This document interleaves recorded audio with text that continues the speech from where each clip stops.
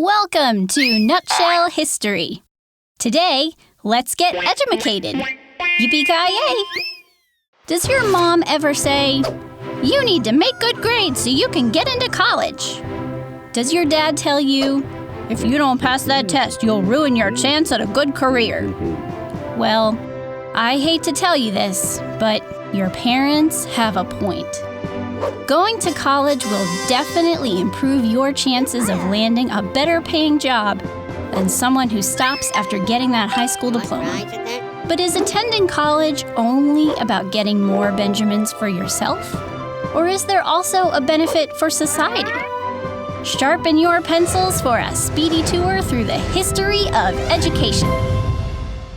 Thomas Jefferson, yep, that one, the third president of the United States, argued that all Virginians should benefit from education financed by the state. In 1779, he said, "The tax which will be paid for the purpose of education is not more than the 1,000th part of what will be paid to kings, priests, and nobles who will rise up among us if we leave the people in ignorance." Translation: the money you pay in taxes to support education for others is totally worth it, since educated people prevent the wrong people from taking over the country. To Jefferson, the cost of education was not just a contribution to the private wealth of a person.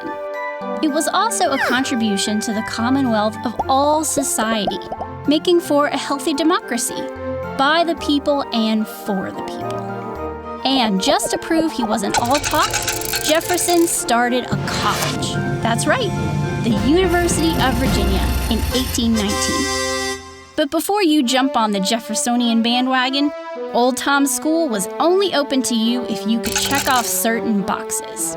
Like, if you were a young guy with lots of cash, ding ding ding, where were the ladies, you ask? Women were still out of luck, despite all of Jefferson's progressiveness. E for effort? Enter Katherine Beecher. Beecher shook up the system and advocated for higher education for women and girls. Beginning with the Hartford Female Seminary in 1823, Beecher taught women to be teachers. Beecher astutely concluded that if she increased the smarts of women, by association, society might end up with some smart kiddos who'll grow up to be smart businessmen, doctors, politicians, you name it. Let's skip ahead to 1861. While colleges were plentiful on the East Coast, settlers moving out west found the education scene lacking, to say the least.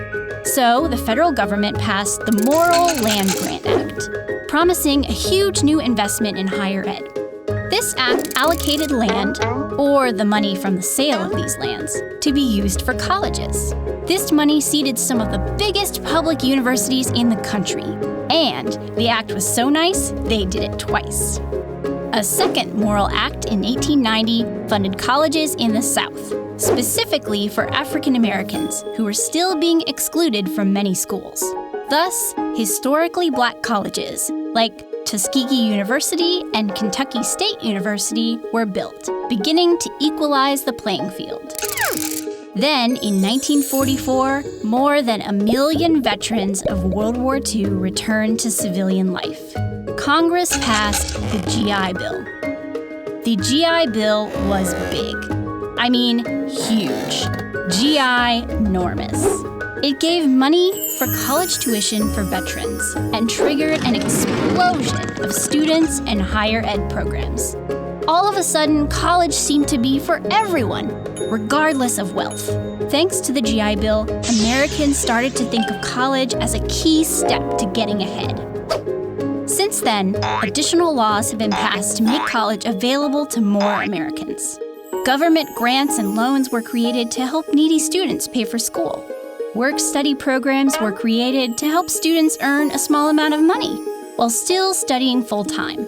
Laws have been passed to make sure that equal money is spent on girls' and boys' education. Title IX, girls can dunk too. And legislation makes sure that minority students get a fair shot through affirmative action. 3 cheers for diversity. Now we arrive to the present day. when college is expensive. Between 2002 and 2012, the average tuition has increased between 60 and 104%. The cost of things usually goes up every year or so. That's called inflation.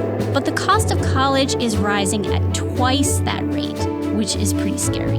In fact, more than 2/3 of college-bound students rack up some pretty hefty debt each semester to go to college full-time. If college is now breaking our banks, why is it still so coveted? Well, funny you should ask. First, college graduates usually stay employed and out of poverty, which means they pay taxes. Points for helping the government's budget stay on course. Degreed citizens are more likely to take care of other people in society. They volunteer to clean up highways, donate blood, not that way, rock the vote, and watch Aunt Bessie's dogs while she's in Africa studying indigenous medicines. And speaking of medicines, college grads tend to need fewer of them. Having learned principles of good health, they pride themselves on taking care of their bodies. No cigarettes for them. If they're healthy, then they're working. And if they're working, then they're paying taxes. You catch my drift. One other way that college grads help the economy, they're less likely to take up residence behind bars. And because education does change lives, many prisons enroll their inmates in education courses, hoping to equip them with the skills needed to avoid crime once they're paroled. Knowledge is power, son. So, if more education for you leads to more money for you, which might make you work towards bettering the world for others, then how should the nation invest in your education? Or should it get out of the education business and not help finance your education at all? What do you think?